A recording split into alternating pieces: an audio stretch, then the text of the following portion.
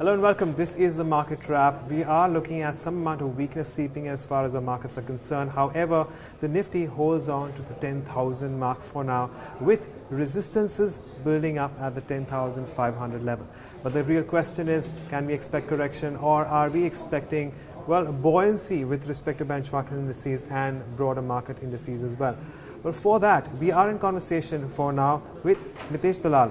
He is the Chief Investment Strategist at Stanchart Securities. Mitesh, thank you for joining us. Thank you very much. I think, yes, the markets have been doing good, and we have seen that the markets reaching new peaks month on month, and July was one of the months where we saw really the markets giving a 5% plus kind of a return. So I think we saw a lot of laggards and underperforming sectors participating in the market really, along with the index heavyweights, and that is how the markets have been behaving. We believe that the markets will be supported by the liquidity that is driving the market just now, and the Q1 results so far have been good. So I believe that the markets may continue to rally along with the laggards or index performers. We'll have to wait to see for what Q1 FY18 has to further deliver for us. So I think markets continue their rally. This liquidity will definitely support the markets to going forward as well. That is what is the view that we have as of this moment. So we are waiting for the liquidity, and let's also wait for the earnings season to get over, and how that can pan out for not just benchmarks, once again with respect to the broader markets as well. But let me quickly address what's happened in the markets today. Starting off with the Nifty, we are looking at gains of as much as 4.1% on NTPC, and ACC and Ambuja from the cement sector also doing well. That's the reason why, and what has kept markets buoyant today to a certain extent. However, the weakness coming in Dr. Reddy's, India Bulls, Bharti Infratel, Tata Motors and ONGC all declining by well over 1.8, 1.9%. But Mitesh, coming back to earnings, and you were just speaking about earnings. How are you reading earnings so far? And we're assuming that, bulk of the earnings which come towards the end of the season are not that great. So if you take that into consideration, what do you expect? I think the earnings so far declared, 21 out of the Nifty companies have declared the earnings till 31st of July, and the earnings were much in line with the expectations or ahead of the expectations. And I think IT sector was a complete surprise. We saw some sort of volume contractions into the staples, but I think that would again pick up in the next quarter because of the restocking post GST and also the preponement of the festival season. However, the risk to our view or the earnings could be, we have always been observed that Nifty earnings have been downgraded after the quarter passes by, and if the recurring of the phenomenon continues, I think that is a risk to the market. So so far so good. Earnings have been good. Meeting the expectations or better than expectations as far as the headline numbers are concerned. Though internals do not give us too much of encouragement, but I think they are still better than what the expectation of the consensus was. So we have to wait and see for how, if there is any further downgrades and to the EPS on the Nifty, and that would conclude how the future earnings would look like. All right, Mitesh, so we know about the development that's happened today. We've seen the RBI and the move that they made on the rates. But what we've also noticed that in the past couple of days, some of the PSPs have cut their savings rate. Now there is conjecture that this will be helpful for their net interest margins. But in general, I've spoken to a lot of experts out there, and they are of the opinion that they've always preferred private sector banks as against public sector banks, right? How would you play this now? Okay, like many others, we are also keeping our positive bias towards the private sector banks, and we have been very positive towards the private sector banks, which has given us good amount of leeway till now.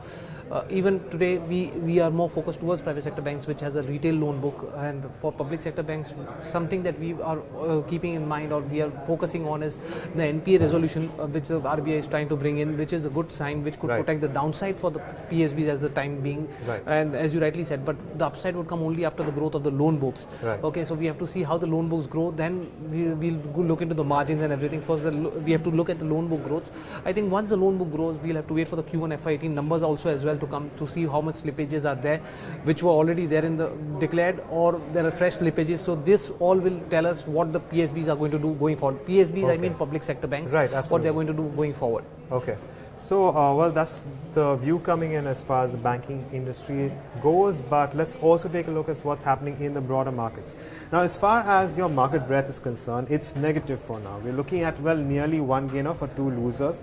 And in terms of blue reserves, we're looking at more weakness in JP Associates, Hindustan Copper, SML Isuzu reacting to its monthly volumes, and Gold's Consumers continues to fall and correct. Infibeam Corp is the other counter which has seen substantial weakness in recent times. On the gaining end, we are looking at 12.4% gain in Suntech Realty, and a lot of fertilizer companies also figuring in this list. One of them is of course RCF. We have Edelweiss also gaining on its earnings, and we have Balrampur Chini, Sri Renuka Sugars, as well as Radico Khaitan also making an up move. And but that's as far as the broader markets are concerned. Once again, a sector which has been very active these days is the oil and gas space.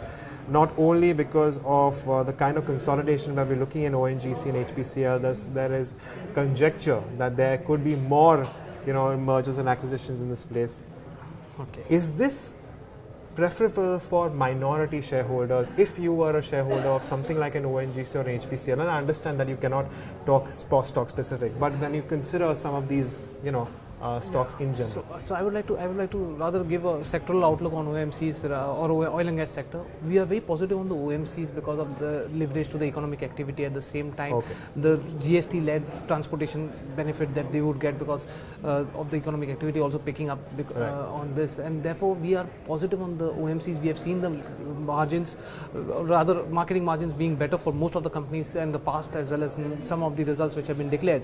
But as far as oil exploration or infrastructure segment is concerned, we are still neutral at the sector, and we believe that there is a lot more to come in. They are coming out of the underperformance by increasing their capex, which would actually add to their productive fields. Right. But the volatile crude prices and gas prices are really going to hit or impact their realizations at the time being. So we are positive the sector through OMCs at this point in time, which we believe in the medium to long term could be beneficial to these companies. Okay, and we have a very large player like Reliance with one leg in the oil and gas space and the another in the telecommunications space. And with Jio, it has turned a lot of things around for the entire telecommunications sector. Mitesh, what is your view here, and would you ask people to avoid this sector, or is there opportunity here? Okay, I think some of the numbers that came up in the telecom sector were quite positive, but we have seen a lot of growth coming into the data usage part, but we have seen the realizations really dropping down or dipping down, ARPUs coming down. Right. So I think there's a lot of competition that has already been in the sector. We actually would continue and wait for the numbers to build in consistency first, and then we would change our view. We have been underweight telecom sector for quite some time. Okay. We continue to remain underweight on this sector unless we see consistency in the numbers to be going for the coming quarters. So we will continue to remain underweight to change until the consistency comes up. We see few quarters the numbers are being delivered. We may probably look at changing our view on the telecom sector as a whole. So for now, there's going to be a wait and watch on the telecommunications sector, at least from a Stan Chart's point of view. But finally, Mitesh, my question is, the markets are where they are at these levels. Are there still pockets of opportunity, or would you wait for a little bit of a correction, time-wise or price-wise, before you'd want to get into some pockets which you may find promising? Okay, I would answer this question. I think markets are led by the liquidity today, though valuations still have to catch up to a great extent or to a certain extent. We have seen some numbers that have come out which have been good or in line with the consensus ratings, and as I said, IT really surprised us. I would rather prefer large caps to mid cap and small caps at this point in time. At this point in time, because the valuations of large cap look relatively better than the mid caps and the small caps which have run up for last few years. We have been seeing really they have been much ahead of the large cap valuations, which has not been the scenario if you take the history into account. Right. So I would prefer large caps, and I would still prefer investing into large caps for people who are with a long-term view. Okay. There you have it, guys. It is the large caps for now, but that is also what we have so far as the market wrap is concerned. With that, Nitesh, I'd like to thank you. It was a pleasure speaking to you. And as for you guys, we'll see you once again tomorrow on another edition of Market Wrap. Till then, it's goodbye.